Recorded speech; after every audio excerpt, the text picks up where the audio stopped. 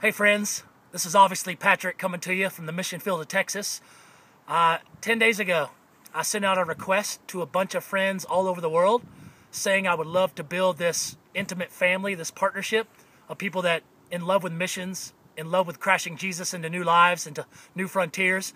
It's something I've been blessed to be a part of for the last 10 years, doing that kind of mission work, church planting and gospel planting, not only in Texas, but across America, through some people I get a chance to train up and mentor, and also now in Africa, mostly Uganda and Western Uganda, through some church planters and some fresh water wells we're putting in there, that we build church plants around those fresh water wells. Just a lot of exciting stuff. And like I said in that first email, I just wanted a support system. I mean, people I could talk to like this, people I knew, if I sent them some stuff, they'd pray about it, they'd take it seriously, they'd celebrate it and thank God for it. And they'd also be interested in fiscal support, understanding missions just don't happen. There are resources involved, resources that help me and help the people I train and help the movements we do. And so I reached out to a bunch of friends. You saw that my goal was 40 people that would be led by God to say, yes, I want to be part of this intimate partnership. I want to pray for it. I want to support it. And here's the cool news. Like I said, it's only been 10 days. 20 partners have come on board. And you're getting this because you're one of the 20 partners. First of all, I just want to say thank you. Thank you so much for taking this seriously. Like I put in that email, St. Paul and every other missionary after him, we have to go to God's people. We have the honor of going to God's people and saying, some cool stuff is happening. We need your help. We need your prayers. We need your support. We need your encouragement. We need your refinement and suggestions. When you hear something that the Spirit has given you some insight to help out with, to talk to me about it, to talk to us about it. So that's why I really want to reach out to this family and do a very purposeful job of communicating to you, of keeping in contact with you. I hope to tape a video like this at least once a week. It might not happen every single week. Sometimes it might be an email or something else I send you just because of time and my availability to do that. Other times I post on a blog or I will send you a sermon link or something like that. Just things I think are timely to keep you in the loop. But I promise my goal is to communicate like this all the time. I hope most of the time it's videos like this because I think this is most personal, most face-to-face and visual. You can get more of the sense of what's going on, what God's doing. And so that's what this is about. This is the first of many videos, I pray, as we continue this partnership. First, I want to tell you about today. This is Sunday, and this morning we had worship at the Soul Thirst Church Plant. That church plant launched about a year ago, just over a year ago, and we literally started with 10 people.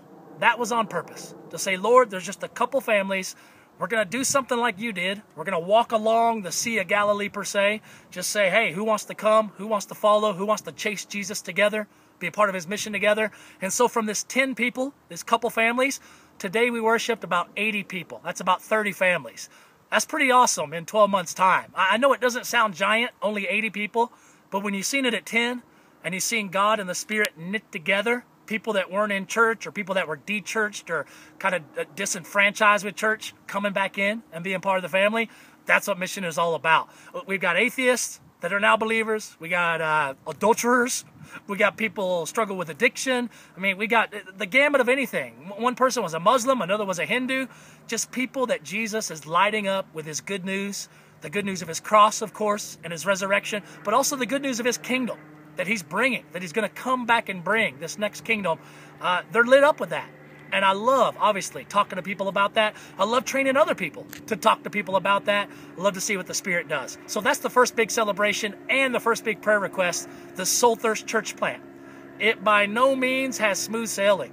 We've got a lot of issues as we grow. We've got a lot of maturing to do and new people to connect. And we're talking about now changing facilities as God leads us. And we don't know where that's going to lead. And that's always tough stuff to discern and decide. So all that, please be praying about. I'm involved with another mission adventure that kind of starts here in North Texas, but it plans to expand beyond. And that's an adventure of training up 12 people. Right now it's 12 men who will launch micro churches. First, like I said, this is throughout kind of parts of Texas, but it's a prototype kind of program that we hope to try throughout America.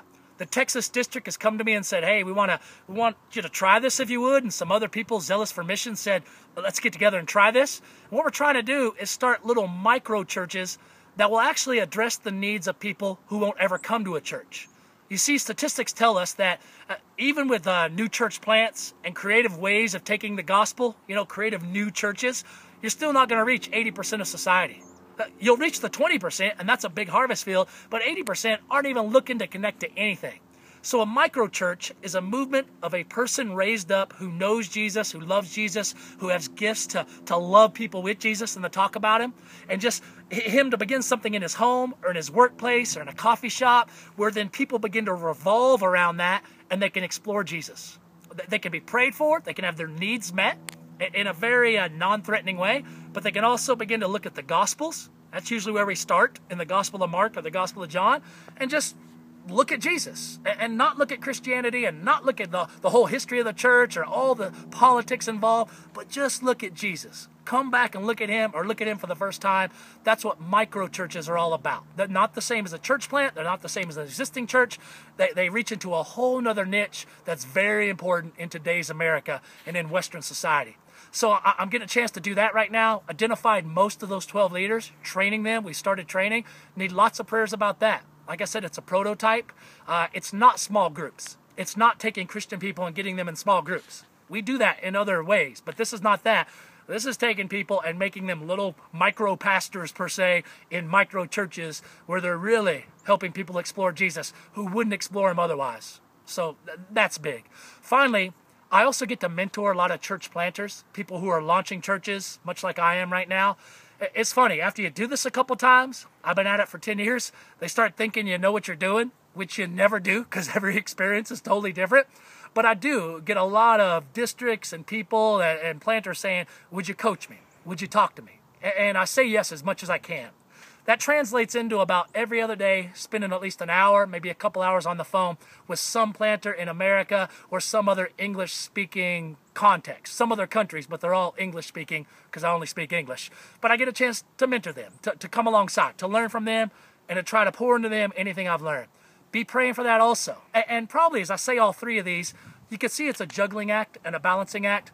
Something I love, something that I feel very called to do, as I put in that original email, but something that needs a lot of prayers and a lot of balance, especially as I had the honor of raising a family, being a husband, being a father, and also, number one, being a missionary myself. If I did all that other stuff, but I couldn't be a missionary in my own life, in my own neighborhood, in my own context, it would be in vain. I really think it would. So also maintaining the ability to have the time and the energy to be a missionary myself. And that's the last story I want to tell you. This just happened about an hour ago. I was done with church, done with a discussion we did after church with some leaders, and I go to the grocery store with a family my size, and the way we consume groceries, especially my son Caleb, man, he's 7 now, and Heather's like, all he does is eat. I'm like, yeah, boys eat, let him eat. Well, I go to the grocery store all the time, and a lot of times it's on Sunday afternoon. I go to Kroger, I'm checking out with my groceries, and this young man, about 25, he says, sir, I love to ask this question, just to chat with people as we're checking out.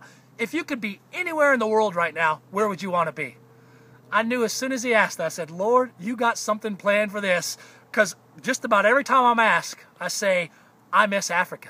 I mean, something about it and the people and the mission going on there and seeing villages with dirty water get cleaned water wells. I'm really involved with that. That's a great avenue to do mission and do Jesus stuff. So I just began to tell him this Africa thing, and he was so drawn into it. We talked about it like 30 seconds, but he said, hey, I'm about to go on break.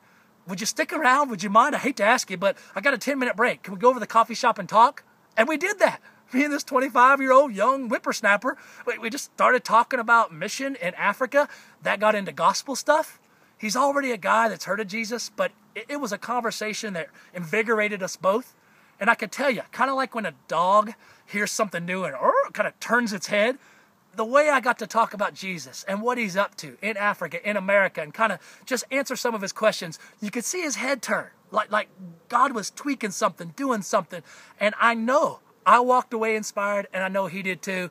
And it's that daily stuff of just trying to watch what the Spirit of the King, what Jesus is up to in any context and being a part of it.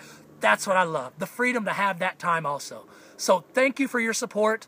I'm sending you the link exactly how you can send in the fiscal support. A couple different ways you can do that. Email me anytime. Give me a phone call anytime. Like I said, I'll keep giving you updates. And I beg you, don't just hear this stuff. Write some of it down. Write some highlights to pray about. And please be a prayer warrior. Satan, the evil one, the darkness, does not want Jesus' kingdom stuff spreading. but I'll tell you, it can't be stopped. And Jesus is spreading it. You're a part of it. I'm a part of it. Thanks for being a partner. And I look forward to talking a whole lot more like this. So thanks for your time. God bless. Have a great week. And we'll talk more soon.